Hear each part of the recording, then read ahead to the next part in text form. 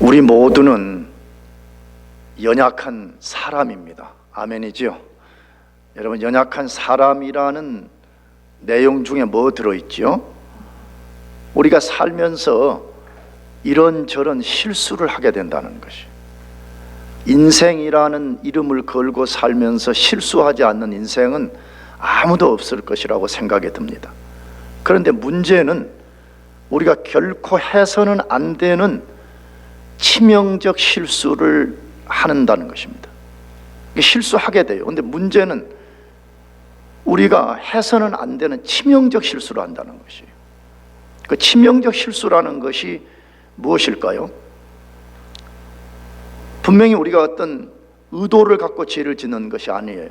다시 말하면 고의적으로 죄를 짓는 것이 아니고 진짜 우리가 몰라서 속아서 우리가 실수를 해요. 그런데 그것이 죄로 인한 고통으로 연결되는 것을 말해요.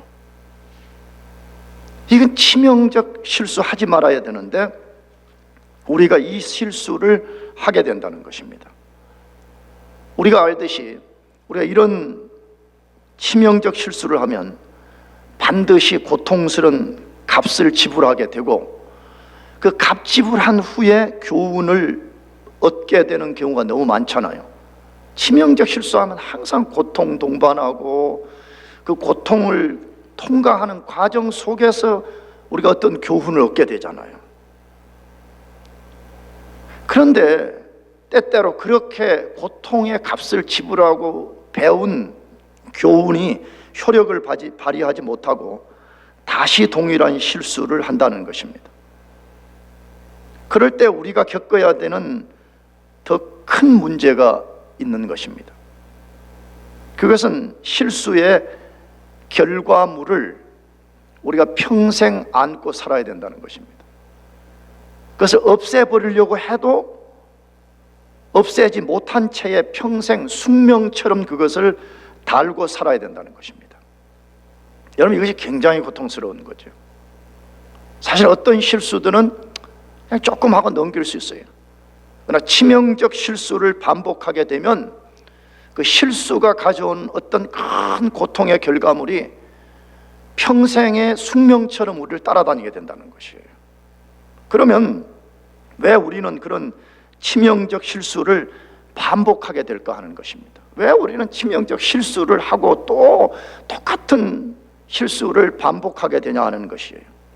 그 이유를 오늘 본문에서 잘 알려주고 있습니다. 오늘 본문은 사실은 그 이야기 알려주는 것이에요. 치명적 실수를 왜 하며 치명적 실수가 우리 인생에 어떤 고통을 유발하는가, 그것을 우리들에게 알려주는 내용이에요. 오늘 본문의 백그라운드는 우리가 너무 잘 알잖아요. 이스라엘 백성이 아이성 전투에서 패배한 후에 큰 값을 지불했고, 그 값 지불한 후에 교훈을 얻고 두 번째 전투에서 승리를 했습니다. 그래서 그들은 승리한 후에 우리가 앞으로는 절대로 이 교훈을 잊어버리지 말자, 그래서 세겜이라는 지역에 있는 에발산에 모여가지고 이스라엘 전체가 제단 만들고 제사했고, 돌비를 하나 깎아가지고 거기다가 율법을 기록했고, 여호수아가 이스라엘 전체 앞에 율법의 말씀을 다 읽어주고 그것을 듣게 하고, 우리 이 교훈이 이제 잘 마음에 새기고 우리가 다시 실수하지 말자, 첫 아이성 전투와 같은 그런 실패를 반복하지 말자고 결심했던 것입니다. 그런데 안타까운 사실은 오늘 이 9장에 보게 되면 그들은 치명적 실수를 다시 반복했다라고 되어 있습니다. 그럼 그들의 실수는 무엇입니까? 가나안 족속 중에 하나인 기브온 족속과 평화조약 맺었습니다. 무슨 조약 맺었다고요? 평화조약을 맺었습니다. 아니, 그러면 잘한 거 아니에요? 평화조약 맺었으니까 잘한 거 아니냐 이거예요. 기브온 족속과 평화조약을 맺었으니 잘한 거 아니냐 이거예요. 성경은 절대로 아니라고 말합니다. 이스라엘 백성들이 기브온 족속과 평화조약을 맺은 것은 인간적으로는 되게 좋아 보이는 것이지만 하나님의 명령을 정면으로 거역한 행위라고 말해요. 그 하나님의 명령을 정면으로 거역한 내용이 뭐냐? 그것이 신명기서에 기록되어 있는데, 신명기 20장 16절에서 18절을 다 같이 읽어보겠습니다. 시작. 오직 내 하나님 여호와께서 이게 기업으로 주시는 이 민족들의 성읍에서는 호흡 있는 자를 하나도 살리지 말지니 곧 헷 족속과 아모리 족속과 가나안 족속과 브리스 족속과 히 족속과 여부스 족속을 내게 진멸하되 내 하나님 여호와께서 내게 명하신 대로 하라. 이는 그들이 그 신들에게 행하는 모든 가증한 일로 너희에게 가르쳐 본받게 하여 너희로 너희의 하나님 여호와께 범죄할게 함이니라. 무슨 내용이죠? 설명 필요 없잖아요. 너무 명백하잖아요. 하나님이 모압 평지에서 모세 통해 가지고 요단강을 건너는 이스라엘 백성들에게 명령하시는 거예요. 너희는 요단강을 건너가거든 그 가나안 땅에 있는 모든 족속들을 한 명도 남기지 말고 다 진멸하라 그랬습니다. 근데 진멸의 이유가 뭐예요? 이 본문만 보면 뭐지요? 그 신들이 그 족속들이 거짓 신들을 섬기어서 그 거짓 신을 섬기는 영향이 이스라엘 백성들에게 영향을 미쳐서 이스라엘이 범죄함으로써 궁극적으로 하나님께 영광을 가리게 된다 이거잖아요.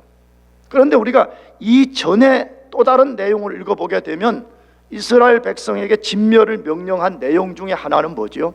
하나님이 가나안 족속들이 더러운 죄로부터 회개하고 돌아오기를 수백 년 동안 기다렸다는 거예요. 470년이죠. 성경적 횟수로 따지면 470년 동안 기다려줬는데도 리펜턴스 하지 않고 계속 죄 짓고 하나님을 거역하게 된 거죠.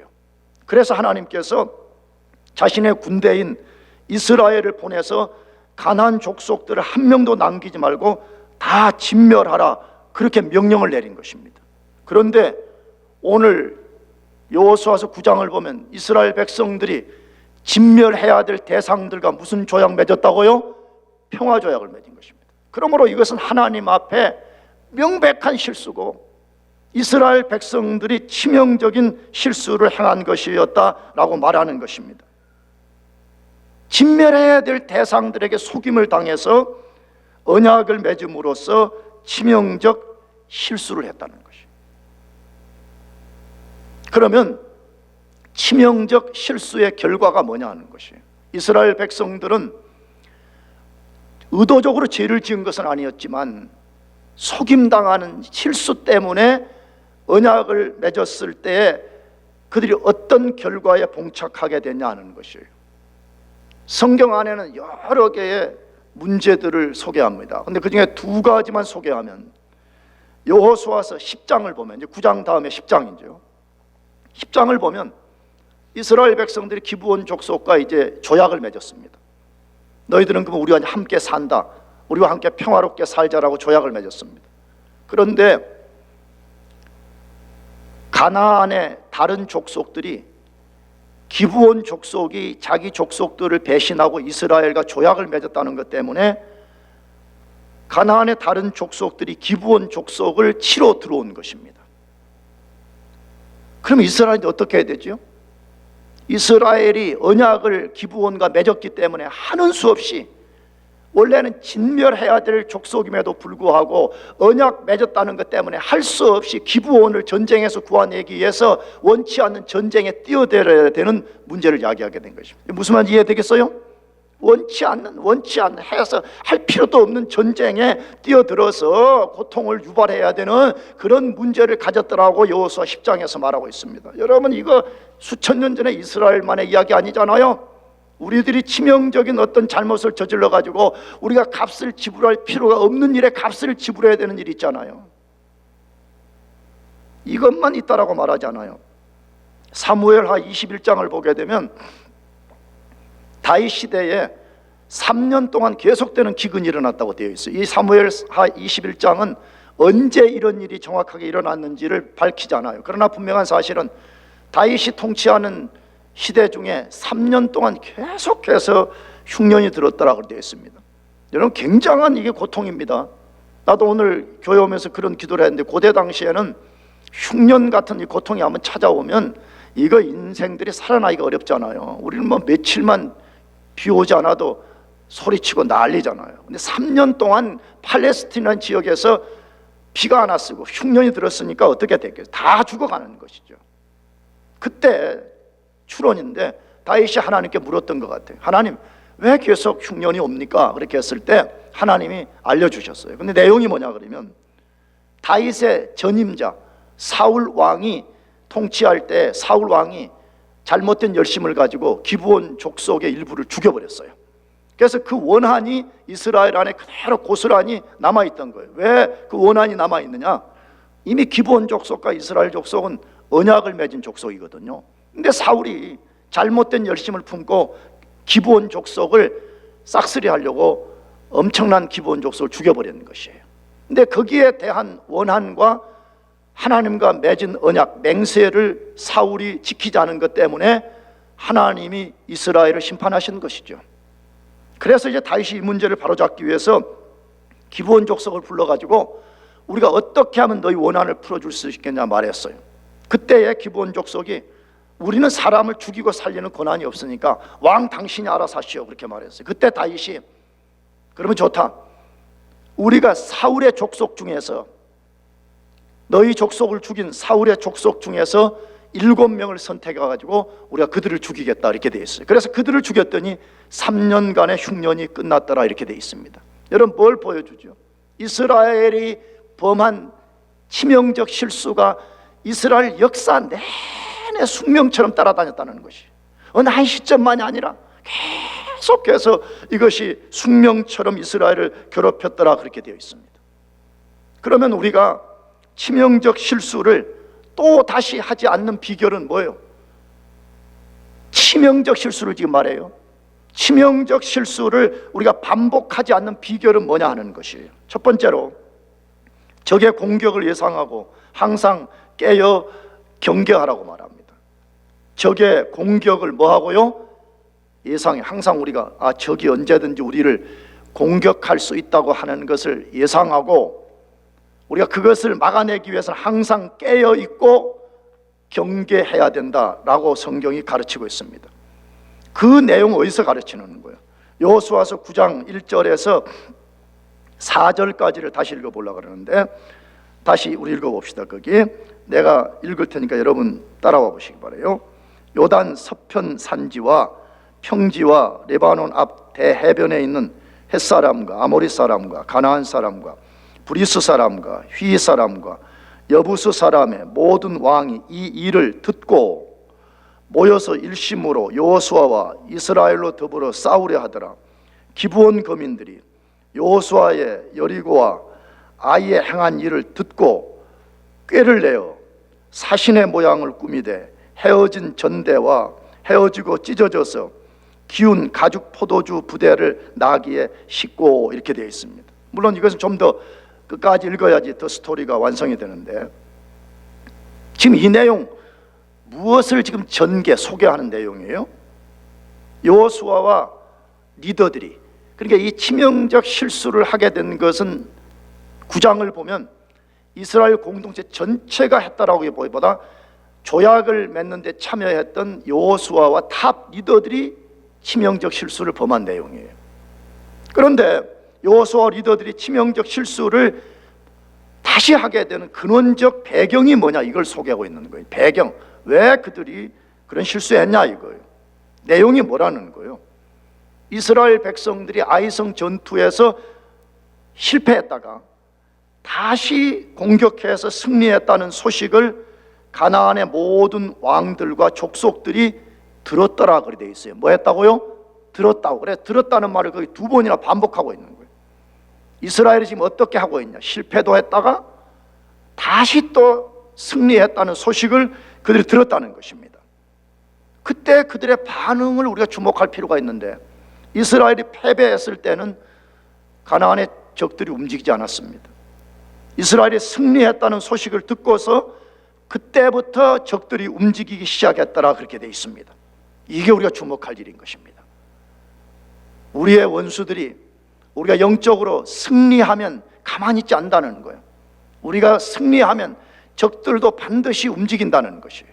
그러면 이스라엘의 적들이 어떻게 움직였다라고 되어 있습니까? 그걸 2가지로 소개했잖아요. 6명의 왕들은 이스라엘을 직접 공격하려고 준비를 했다 이렇게 되어 있죠. 그 6명의 왕들이 누구예요? 헷, 아모리, 가나안, 브리스, 휘, 여부스. 이 6 왕들과 그 족속들은 서로 동맹을 맺고 아주 조직적으로 이스라엘을 공격했더라 이렇게 되어 있습니다. 이것도 우리가 굉장히 눈여겨봐야 돼요. 성경이 이걸 말하는 건데, 같은 가나안족들이라도, 다시 말하면 이걸 하나님의 적들로 상징적으로 묘사하는 건데, 하나님의 적들도 무서운 게 뭐냐 그러면 평상시 때는 서로 라이벌들이에요. 서로 막 같은 부족끼리 치고받고 막 서로 땅을 따먹으려고 그래요. 그러나 자기들이 어떤 위기에 빠진다 그러면 적들도 스크럼을 짠다는 거예요. 딱 조직적으로 하나가 돼가지고 공동의 적인 이스라엘 백성들을 향해서 움직인다는 거예요. 여러분, 지금도 이것이 사탄의 계략이라는 것을 알아차려야 됩니다. 그런데 문제는 나머지 한 족속인 기브온 족속의 움직임입니다. 기브온 족속은 뭐 했다 그래요? 그들은 물리적 공격 대신에 꾀를 내서 이스라엘을 속이겠다고 하는 이 속임의 공격법을 썼다, 그렇게 되어 있습니다. 놀라운 겁니다. 이게 가장 무서운 거잖아요. 여러분, 사실은 물리적 공격은 굉장히 두렵지만 우리 눈에 보이잖아요. 아, 적들이 지금 쳐들어오고 있구나 하는 게 보입니다. 속임수는 어떻습니까? 우리가 쉽게 분별해내지 못하잖아요. 속임수는 우리가 쉽게 속임당할 가능성이 굉장히 큰 거잖아요. 기브온 족속들은 이스라엘을 속여서 자신들의 목숨을 부지하는 전략을 구사했던 것입니다. 여러분, 뭘 보게 되죠? 하나님의 적들, 하나님의 백성된 우리의 적들이 가만히 머물러 있는 존재가 아니라는 것입니다. 하나님의 백성들의 움직임을 주목하면서 항상 공격의 틈을 찾고 있다는 것이에요. 이걸 기억합시다. 이건 이 수천 년 전에 지금 소설 이야기가 아니에요. 어떤 설화가 아니에요. 에베소서 6장을 보시기 바랍니다. 지난주에도 인용했지만 왜 우리 보고 하나님의 전신갑주를 입으라고 말해요? 전신갑주를 입지 아니하면 사단이 우리를 공격할 틈을 노리는 거잖아요. 그 틈으로 사단이 자기 생각을 불어넣고 그 생각을 우리가 탁 취할 때에 우리를 그의 종으로 삼는 것입니다. 사단은 가만히 있는 존재가 아닙니다. 하나님의 백성들이 지금 어떻게 움직이는 것을 예의주시하고 있다고 분명히 말하고 있습니다. 그래서 자기들이 위기에 처하거나 아니면 우리의 틈을 보이게 될 때에 다양한 방법으로 공격해 온다는 사실인 것입니다. 그런데 안타까운 것은 이스라엘은 적들처럼 깨어있지 못했습니다. 그들은 아이성 전투 후에, 아이성 전투에서 승리한 후에 승리에 다시 또 도취됐습니다. 그런데 이 승리의 도취를, 이건 내가 추측인데 더 부추긴 사건이 뭐냐, 에발산에서 가진 종교적 행사의 감동에 더 취해버렸던 것입니다. 여러분, 인간의 연약한 특성이잖아요. 특히 우리 그리스도인들이 조심해야 되는 것들이 이런 것들입니다. 우리가 삶에 뭔가 잘 돼요. 우리가 뭔가 손에 넣어요. 근데 거기에 종교적인 감동까지 더하는 거예요. 어떤 교회에서나 아니면 여러분들의 영적인 어떤 느낌, 영적인 체험들이 크게 일어나는 거예요. 여러분, 그럼 대부분 어떻게 되죠? 대부분 승리와 감동에 취하게 되는 것입니다. 그러면 어떻게 되죠? 그러면 그때부터 영적인 텐션이 늘어지기 시작하는 것이에요. 그게 뭐예요? 여러분, 이스라엘 백성은 지극히 당연하게 적의 반격을 예상하고 있었어야 됐습니다. 아, 적이 언제든지 우리를 칠 것이라는 이 반격을 예상하고 있었어야 됩니다. 왜 그렇죠?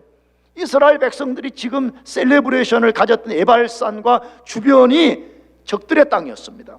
지금 그들이 발을 딛고 있는 것이 이스라엘 백성이 다 손에 넣은 땅이 아니라 적들이 둘러싸고 있는 적들의 땅이었기 때문에 언제든지 적이 우리를 치러 올 수 있다는 예상을 하고 있었어야 됩니다. 그러나 그들은 그런 예상을 하지 못했습니다.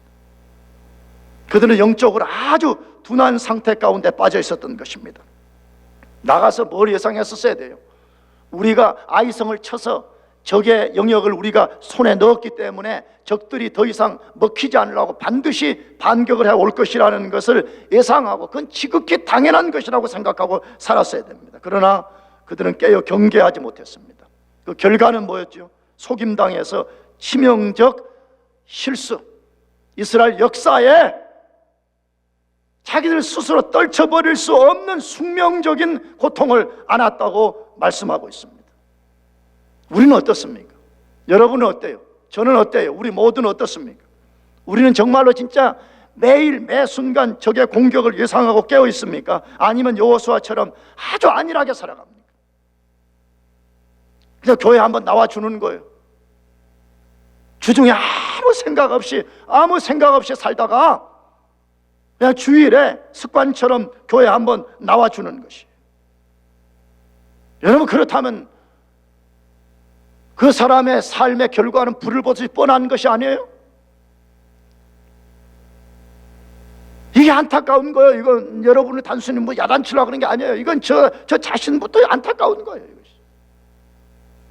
정말 우리가 발을 딛고 사는 이 땅이 지금 일시적으로 사단이 지배하고 있는 땅이라는 것을 기억하면서 영적으로 진짜 깨어있냐 이거예요. 아니면 야, 그런 게 뭐가 중요하냐, 지금 우리가 무슨 밥 먹고 돈 벌고 학교에서 뭐 이런저런 공부하는 게 중요하지, 야, 영적 싸움 그런 게 뭐가 중요하냐, 그런 것은 그냥 저 목사들이나 하는 거라고. 혹시 여러분 이렇게 살고 있지 않습니까?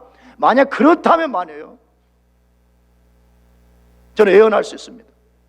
저는 무당 같은 예언은 아니지만 예언할 수 있습니다. 성경에 근거해서. 그런 사람들은 인생의 치명적 실수를 범하게 되고요, 자기가 범한 실수의 결과물을 평생 동안 숙명처럼 안고 살아야 된다는 것을 기억해야 됩니다. 그래서 예수님의 위대한 종들인 사도들이 반복해서 하는 명령 중에 하나가 뭐예요? 깨어 경계하라는. 깨어서 뭐라고요? 경계하라, 깨어 경계하라, 깨어 경계하라, 깨어 경계하라, 이렇게 되어 있습니다. 나는 해군 출신인데 해군에 예전 미국 배를 보니까 거기 be alert, 경계하라는 거죠. 경계하라. 적들이 언제 지평선 너머에 나타날지 모르니까 항상 깨어있고 항상 경계하라 이거잖아요. 그래서 성경도 마찬가지예요. 너희들이 치명적 실수를 범하지 않으려면 깨어 경계하라. 근데 그 대표적인 말씀이 데살로니가 전서 5장 6절인데 같이 읽어보겠습니다. 시작. 그러므로 우리는 다른 이들과 같이 자지 말고 오직 깨어 근신할지니라. 항상 성경은 너희와 저희를 비교해요. 그들과 우리를 대조해서 항상 쓴다고. 여기도 뭐라고 되어 있어요? 그러므로 우리는 누구와 같이? 다른 이들과 같이. 예수 그리스도의 재림이 임박한데도 야, 그런 재림이 어딨냐, 그런 전혀 관심 없이 세상에 취하여서 오직 세상이 영원한 나라인 것처럼 생각하고 살아가는 그런 사람들과 같이 자지 말고 오직 깨어 근신할지니라. 이 말은 뭐예요? 잠자지 말란 말이 아니라 영적으로 깨어있으라 이 말이잖아요. 영적으로 깨어있으라 이 말이잖아요. 영적으로 잠들지 말고 오직 깨어서 근신하라, 정신 바짝 차리라 이 말이거든요. 이게 비얼라트예요. 비얼라트. 그러면 여러분, 깨어 근신한다는 구체적 내용이 뭐예요? 항상 이 말을 쓸 때는 여기 깨어 근신이라는, 요 근신이라는 말이 헬라어를 다시 풀어놓으면 정신 차리는 마음 이 말이에요. 술 취한 사람처럼 말이에요. 맨날 뭐에 사로잡혀가지고 정신이 흐리멍텅하게 그렇게 사는 사람에게 도전하는 거거든요. 이게 무슨 말이에요? 세속정신에 물들지 말아라는 게. 무슨 정신에? 세속정신. 이 세상이라는 거대한 이 큰 구조 속에 거기 세속이라는 것이, 세속정신이라는 게 들어있어요. 그 속에. 여기에 우리가 사로잡히지 않을 뿐만 아니라 사로잡히지 않기 위해서 늘 하나님께 기도하고 하나님 말씀에 순종하고 하나님 말씀만을 내 삶의 절대적인 기준으로 삼고 그 말씀이 나의 존재와 내 삶의 모든 가치관을 다스리게 하면서 그분 의지하고 살아가는 것이에요. 그러므로 이 말을 안 할 수가 없는 거예요. 그러므로 우리가 깨어서 기도해야 돼요. 할렐루야. 여러분, 우리가 깨어 기도하지 않고 어떻게 세속 정신을 이겨낼 수 있고, 어떻게 우리가 깨어서 기도하지 않고 우리가 어떻게 하나님을 의지할 수가 있겠어요? 깨어 근신하라는 내용은 그거지만 실천적 내용에 들어가게 되면 가장 중요한 것은 우리가 깨어 하나님 앞에 기도해야 된다는 것이에요. 그렇지 않으면 우리가 속임당한다는 것이에요. 그렇지 않으면 우리가 결코 이 교활한 적들을 우리가 이겨낼 수 없다고 말하는 것이에요. 사랑하는 교회 여러분, 우리가 적들에게 속지 맙시다. 아멘. 여러분, 인생에 제일 서글픈 게 뭐예요? 둘이 그냥 미안해요. 둘이 맞짱을 뜨다가 좀 당한 거는 힘이 없어서 그냥 다음에는 더 근육을 길러갖고 한 방 먹여줘야지 이렇게 되지만, 남한테 뭐 당하면요, 속임 당하면요, 그 분함이 말도 못합니다. 내가 막을 무슨 디펜스를 할 수 있는 뭐가 없었잖아요. 그게 진짜인 줄 알고 택했는데 완전히 속임 당했다. 여러분, 그것만큼 억울한 게 어디에 있어요?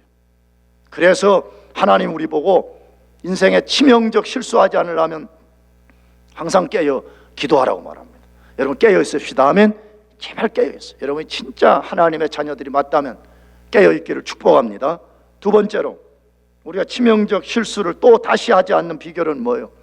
원수의 특성들을 알고 분별할 줄 알아야 된다고 말씀합니다. 원수의 특성, 우리의 적의 특성이 무엇인가를 정확하게 알고 적이 우리를 공격해 올 때에 그것을 분별할 수 있어야 된다라고 말합니다. 굉장히 중요한 원리입니다. 굉장히 중요한 원리입니다. 나는 성경을 읽으면서도 그것을 발견하지만 실제 살아보면요, 이게 얼마나 중요한 일인지 몰라요. 분별하는 것이 얼마나 중요한지 몰라요. 근데 그 내용을 9장 4절에서부터 13절까지 길게 다루는 것인데 좀 본문이 기니까 4절에서부터 10절까지만 제가 읽어볼 거니까 한번 따라와 보세요. 꾀를 내어 사신의 모양을 꾸미되 헤어진 전대와 헤어지고 찢어져서 기운 가죽 포도주 부대를 나귀에 싣고 그 발에는 낡아 기운 신을 신고 낡은 옷을 입고 다 마르고 곰팡이 난 떡을 예비하고 그들이 길갈 진으로 와서 여호수아에게 이르러 그와 이스라엘 사람들에게 이르되 우리는 원방에서 왔나이다. 이제 우리와 약조하사이다. 이스라엘 사람들이 휘 사람에게 이르되 너희가 우리 중에 거하는 듯하니 우리가 어떻게 너희와 약조할 수 있으랴. 그들이 여호수아에게 이르되 우리는 당신의 종이니이다. 여호수아가 그들에게 묻되 너희는 누구며 어디서 왔느냐. 그들이 여호수아에게 대답하되 종들은 당신의 하나님 여호와의 이름을 인하여 힘이 먼 지방에서 왔사오니 이는 우리가 그의 명성과 그 애굽에서 행하신 모든 일을 들으며 또 그가 요단 동편에 있는 아모리 사람의 두 왕 곧 헤스본 왕 시온과 아스다롯에 있는 바산 왕 옥에게 행하신 모든 일을 들었음이니라. 이 긴 내용의 핵심적 이야기는 뭐예요?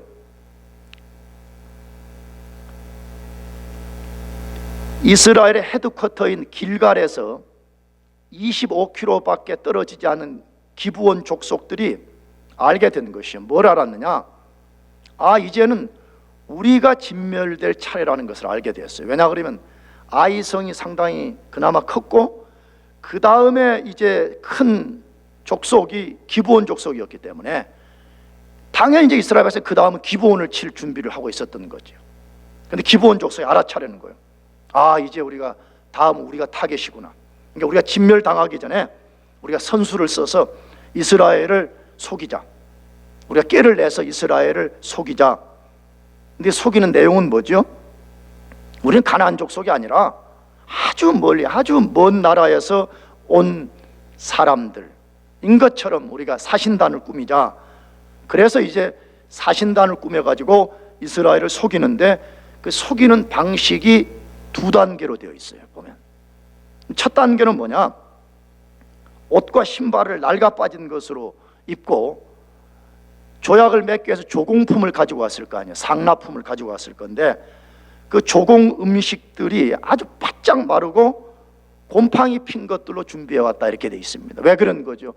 우리가 저 멀리서 준비해 왔는데 오는 중에 이렇게 됐습니다. 그래서 우리는 아주 먼 데서 온 사람들입니다. 이렇게 하려고 그렇게 페이크, 속였다, 조작했다 그렇게 돼 있습니다. 그런데 이스라엘 백성들이 7절을 보면 그 사람들이 가나안 사람이 아닌가라고 약간 의심을 했다라고 7절에 되어 있어요. 너희들 이 가나안 족속 아니냐 이렇게 물었다 이렇게 되어 있어요. 그러니까 이스라엘 백성들도 상당히 반신반의한 거예요. 지금 벌써 멀리 우리가 지금 이 땅을 치러 온 지가 얼마 안 됐는데 벌써 아주 먼 데서 사람이 왔다는 것 이스라엘 백성들이 잘 납득할 수가 없었어요. 그래서 그들이 약간의 의심을 했더라 그렇게 되어 있습니다. 그런데 적이 이것을 노린 거예요. 뭘 노렸느냐? 자기들이 가나안의 기브온족이라는 것이 들통날까 봐 가지고 즉각 두 번째 전략을 사용했다라 그렇게 되어 있어요. 그게 뭐죠? 그들이 아주 화려한 말, 화려한 입담을 가지고 이스라엘이 의심을 품지 못하게 했더라 이렇게 되어 있습니다. 그 내용이 무엇이요? 계속 오늘 아까 읽은 본문에 보면 여호수아를 가리켜서 당신은 우리의 주인이요, 우리는 당신의 누구라고요? 종입니다 이렇게 말해요. 우리는 당신의 종입니다. 우리는 당신의 종입니다. 이걸 계속 반복해서 말해요. 여러분 이게 뭘 의미할지 한번 상상해 보세요. 여러분 적들이 둘러싼 땅에서 얼마나 지금 신경이 예민해요. 그런데 누군가가 와가지고 우리는 당신 종입니다. 다시 말하면 우리는 당신 편입니다. 이렇게 할 때요 얼마나 여러분 안도감이 들겠어요. 그렇죠? 글쎄 여기에 하나님의 역사가 일어나서 또 이러한 종들을 하나님이 예비해 두셨구나 하는 생각이 들지 않겠어요?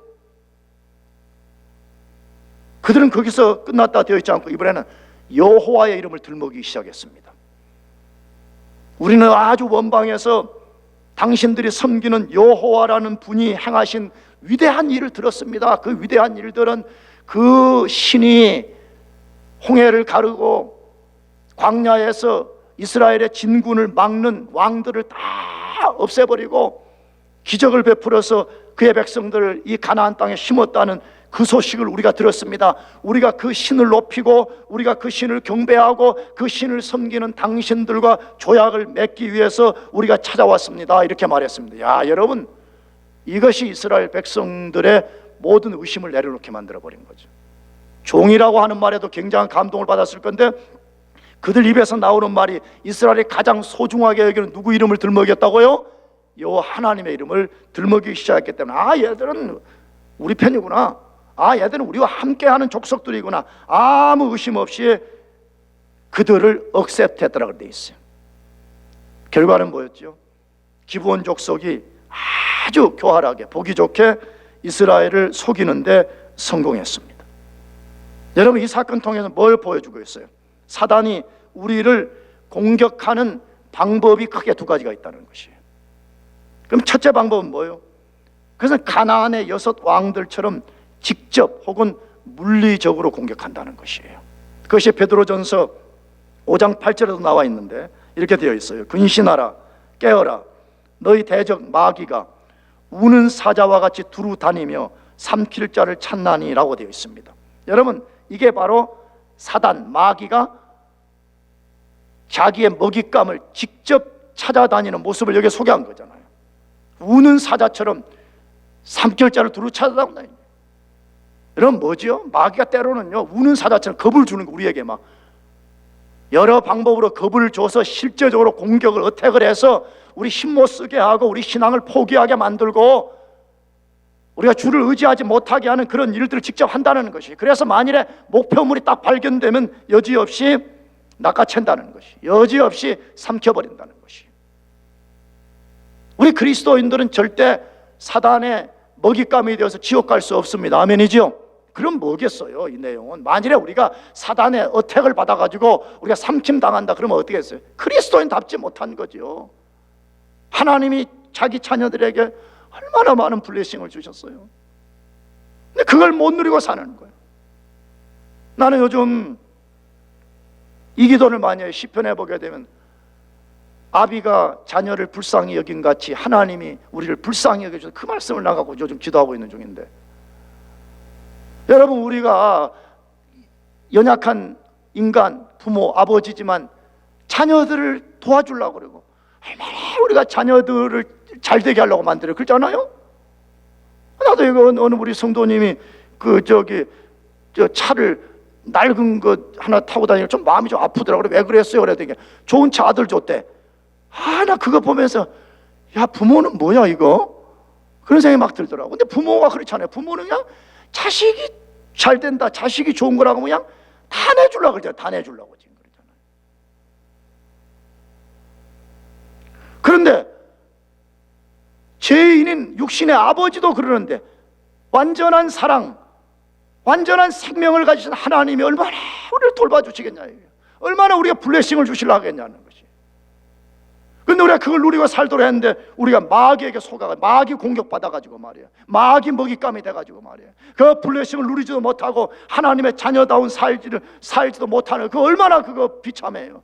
그 하나님이 보실 때 얼마나 가슴 아프시겠어요. 자기 아들을 십자가에 못 박아 죽이고 자기 아들의 살을 찢어가지고 우리를 구원해서 자기 백성 삼았는데 마귀 종로로 타고 살고 있고 마귀 기쁘게 하는 일을 사면 얼마나 하나님께서 마음이 아프시겠어요. 이게 마귀가 우리를 공격하는 첫 번째 방법이라는 것이.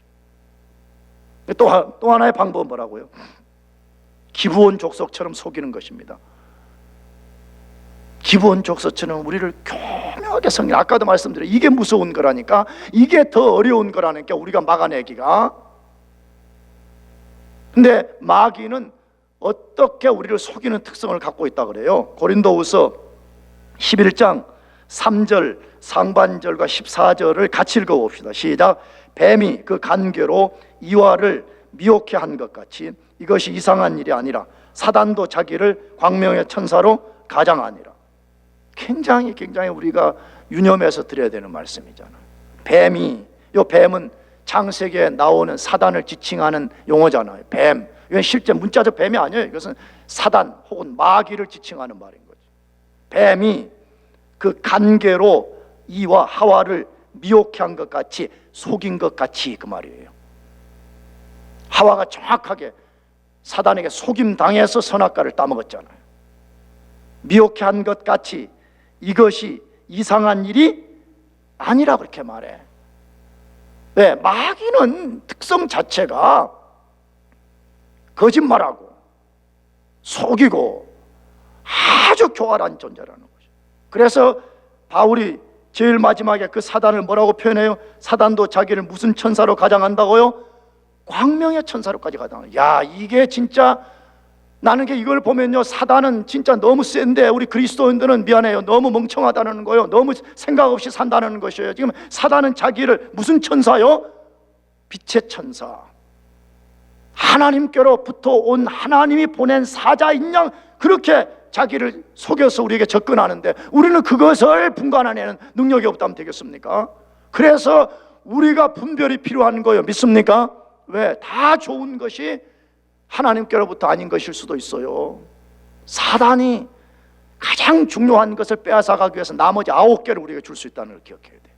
그는 광명의 천사로 가장하니라, 그렇게 되어 있습니다. 그런데 이스라엘 백성들은 적의 속임수를 분별해 내지 못했습니다. 안타까운 일이지요. 조금만 생각을 깊이 하고 하나님의 원리를 가졌더라면 그들이 충분히 분간해낼 수 있었을 것입니다. 그런데 그들은 전혀 분간하지 못했다고 되어 있습니다. 왜 분간할 수 있었죠? 여러분, 다시 기브온 족속들이 이스라엘을 속일 때 제시했던 몇 가지를 다시 우리가 추론해 봅시다. 그들은 자기들이 아주 멀리서 왔다고 옷과 신발들, 뭐 이런 벨트 이런 것들을 다 낡은 것으로 준비했다, 그렇게 되어 있습니다. 한편은 살짝 생각하면 이해되죠. 아, 멀리서 왔으니까 그럴 수 있겠지. 근데 여러분, 지금도 그러지만 고대 당시에 조약을 맺을 때 말이에요, 적과 조약을 맺을 때 어떻게 해야 되겠어요? 조금 잘 보여야 되잖아요. 그렇잖아요. 문재인, 김정은 두 정상이 판문점인가 판문각에서 정상회담 할 때 서로에게 잘 보여서 조금이라도 이 조약이 이루어지게 하려고 그렇게 했다 그러면 여러분 어떻게 하겠어요? 진짜 사신단이라면, 진짜 정상적 조약을 맺으러 오는 사신단이라면 여벌의 옷을 가져왔지 않겠어요? 오는 중에 더러워지고 낡아진 옷이 있을지라도 조약의 당사장에 나갔을 때는 좋은 옷을 갈아입고 내가 이 나라의 사신으로 왔습니다, 이렇게 했을 거예요. 이스라엘은 그걸 분간해내지 못했습니다. 여러분, 음식도 똑같은 거 아니에요? 곰팡이 피고 마른 것 얼마든지 이해는 되지요. 그러나 진짜 사신단으로 와서 그 조약국에다가 음식을 제공하려고 왔다 그러면 요즘 같으면 셰프를 동반했겠죠. 그랬죠. 아니면 오다가 곰팡이 쓸고 무슨 부패되고 그런 음식 말고 말이에요, 냉동식품. 할렐루야. 하이 좋건데 안 통해요, 이게 무슨 말인지. 그 당시에 무슨 냉장고가 있겠어요. 그렇잖아요. 여러분 잘 생각해 보세요. 그들이 진짜 정상적인 국가에서 온 사신단들이라면 그들은 그렇게 하지 않았을 것입니다. 그 다음에 먼 나라에서 자기들이 여호와의 명성을 듣고 찾아왔다 말했는데, 잘 생각해 보세요. 그 당시에는 지금처럼 커뮤니케이션 수단이 발달된 때가 아니었습니다. 아직 하나님의 이름이 팔레스틴을 넘어서 저 먼 방에까지 퍼질 수 있는 그런 상황이 아니었습니다.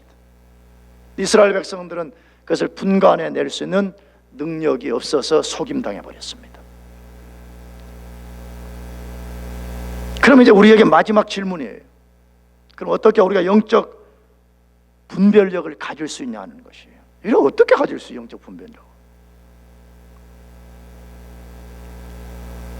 여러분, 이게 이제 우리의 가장 중요한 지금 적용으로 남아있는 것이에요. 근데 상당히 많은 사람들이 교회를 다니면서 착각하는 게 뭐냐면, 영적 분별력은 교회만 다니면 생긴다라고 생각해요. 네버 절대로 그렇지 않습니다. 여러분 생각해보세요. 교회를 50년을 다닌다 그래도 영적 분별력이 자동으로 생기지 않습니다. 교회 관에서는 많이 알 수 있어요. 뭐 장부한 목사가 누구냐, 영광교회의 뭐 오리진은 어디서부터 온 거냐, 여기에 구성원들은 누구냐, 오늘 정심은 누가 한다더라, 이런 것들은 굉장히 우리가 잘 알 수 있습니다. 그건 50년 안 걸려도 됩니다. 그러나 영적인 분별력을 갖는 것은 그냥 교회를 다니는 걸로 되는 것이 절대로 아닙니다. 영적 분별력이 생기는 성경에 여러 가지 원리가 있다고 말하는데, 그 중에 가장 대표적인 것은 우리가 예수 그리스도를 아는 것이라고 되어 있어요. 누구를 아는 것이라고요? 예수님을 아는. 그거 어디에서 다뤄요? 에베소서 4장 15절 16절을 다 같이 한번 읽어봅시다. 다 같이 시작. 우리가 다 하나님의 아들을 믿는 것과 아는 일에 하나가 되어 온전한 사람을 이루어 그리스도의 장성한 분량이 충만한 데까지 이르르니, 이는 우리가 이제부터 어린아이가 되지 아니하여 사람의 계술과 간사한 유혹에 빠져 모든 교훈의 풍조에 밀려 요동치 않게 하려 함이라 라고 되어 있습니다. 자, 이 말씀은 딱 두 가지로 구성이 되어 있어요. 지금 우리가 속임당하지 않으려면 뭐 해야 되냐, 이렇게 이게 딱 되어 있어요. 속임당하지 않으려면 뭐 해야 되는가, 이렇게 딱 구성이 되어 있어요, 말씀이. 근데 우리가 속임당하지 않으려면 뭐 해야 된다고? 다시, 우리가 다 하나님의 아들을 믿는 것과 아는 일에 하나가 되어 온전한 사람을 이루어 그리스도의 장성한 분량이 충만한 데까지 이르르니 라고 되어 있습니다. 뭐 해야 된다고 말한다고요? 예수님을 뭐 하는 것과 아는 것과 믿는 것과, 거기서 끝나면 된다고 말하지 않고 예수님의 장성한 분량에까지 우리가 뭐 해가라고요? 성장해 가야 된다는 거예요. 예수님처럼 우리가 성장해 가게 될 때에 우리가 속임당하지 않는다 그래, 분별할 수 있는 능력이 생긴다고 말하는 거잖아요. 사실이잖아요. 우리 영적으로 성장해 가지 않는데 어떻게 우리가 진리를 아는 지식이 없는데 어떻게 우리가 분별해 날 수가 있는 거예요? 우리가 예수님이 가지신 그 놀라운 총명이 우리 가운데 없는데 어떻게 우리가 그것을 할 수가 있는 거예요? 불가한 것입니다. 그래서 사도 바울도 로마서를 쓸 때 그렇게 쓴 거 아니에요? 로마서는 우리 교회 조금만 다녀도 대충 알잖아요. 1장부터 11장까지가 전반부고 12장부터 16장까지가 후반부다, 이 정도는 알잖아요. 근데 여러분, 12장의 시작이 뭘래? 그러므로 형제들아, 내가 하나님의 모든 자비하심으로 너희를 구하는 너희 몸을 하나님이 기뻐하시는 거룩한 산제사로 드려라. 그래놓고 그 다음 절이 뭐죠? 하나님의 기뻐하시고 온전하신 뜻이 무엇인지를 뭐하라? 분별하라, 이렇게 되어 있습니다. 그러면 바울이 왜 뜬금없이 갑자기 하나님께 온전한 예배 드리라 그래요? 그 다음에 하나님의 기뻐하시고 선하시고 기뻐하시고 온전하신 뜻이 무엇인지 이거 왜 분별하라 이렇게 말했겠어요? 그거는 앞쪽에 1장부터 11장까지 길게 하나님 아는 지식, 예수 아는 지식을 말했기 때문에 그러는 거예요. 그러면 너희들이 그런 분별력을 가지려면 예수님 알아야 된다는 거예요. 예수님 믿어야 된다는 거예요. 예수님처럼 우리가 성장해 가야 된다는 거예요. 할렐루야. 그럴 때 우리가 적들이 우리를 속일 때에 우리가 금방 알아차릴 수 있다는 거예요. 금방 탁 꿰뚫어서 적이 우리를 속인다는 것을 우리가 알아차릴 수 있다는 것이. 난 여러분 이제 사랑해서 말해요. 내가 우리 교회 성도들을 사랑하지 않으면 내가 누구를 사랑해? 내 저쪽 교회 무슨 성도들을 사랑하겠어? 내가 알지도 못하는 사람들. 안타까워 사는 이야기예요. 예수님을 알아요. 아멘. 예수님을 알아야지. 예수님을 알아야지. 예수님을 알아야지. 내가 요즘 새벽에 우리 귀한 새벽기도 나오는 형제 자매들에게 내가 도전하는 게 그거예요. 내가 며칠 전에 도전했어. 전도서 이야기. 전도서는 솔로몬이 쓴 거 아니에요? 솔로몬. 이 세상에서 가장 부귀영화 모든 것을 다 누려본 솔로몬이, 그 전도서의 핵심은 뭐예요? 모든 것이 헛되고 헛되다 이거예요. 그러면 솔로몬은 허무주의자인가? 솔로몬은 무슨 타계주의자인가? 이 세상은 쓸모없다고 이렇게 지금 말하는 사람인가? 그 말 하려는 게 아니에요. 핵심은 뭐예요? 해 아래 수고하는 것은 바람을 잡는 것 같고, 해 아래에서 너희들이 부단하게 이리 쫓아다니고 저리 쫓아다니면서 뭔가 손에 넣어봤자 나중에 지나놓고 보면 그것이 헛되다는 것을 아는 날이 온다, 지금 그 말이에요. 그러면 솔로몬은 뭐 말하고 싶은 거예요? 해 위의 것을 붙잡으라는 거예요. 해 위가 뭐지요? 누구 붙잡으라는 거죠? 하나님. 하나님을 붙잡을 때 목회가 의미가 있고, 하나님을 붙잡을 때 여러분의 공부가 의미가 있고, 하나님을 붙잡을 때 여러분의 사업에 의미가 있고, 하나님을 붙잡을 때 여러분 인생에 의미가 있다, 그 말이에요. 아멘. 해 위에 있는 것을 놓아버리고 해 아래 것을 부단하게 쫓아다니면 너희들 인생 마칠 때 후회한다, 그 말이에요. 그러므로 우리가 예수 아는 것을 인생에 가장 우선순위를 두고요, 예수님 우리가 알아가요, 내가 그분을 믿어요, 그러면서 내가 자꾸 예수님 알아가, 예수님의 분량에까지 자라가는 것이. 여러분, 그러면 어떻게 되겠어요? 나도 여러분도 그냥 속여라, 속임 당해라, 속일 수 없어요. 왜? 그게 보이는데 어떻게 속여, 그러잖아요. 이게 마귀로부터 왔다는 게 보이는데 어떻게 속여요? 마귀가 광명의 천사로 가장에 우리가 싹 다가오는데 분별력이 없으니까 이게 너무 좋네, 빛이네, 평화조약이네. 딱 손을 잡는 순간에 속임당하고 인생에 떨쳐버릴 수 없는 고통을 숙명처럼 안고 살아야 된다고 말하는 것이. 사랑하는 교회 여러분, 우리가 치명적인 실수를 또다시 범하지 맙시다. 그것을 위해서 우리가 깨어서 경계하고 영적인 것을 잘 분별해내는 여러분들 되기를 축복합니다. 기도하겠습니다. 우리 자리에서 앉아서 한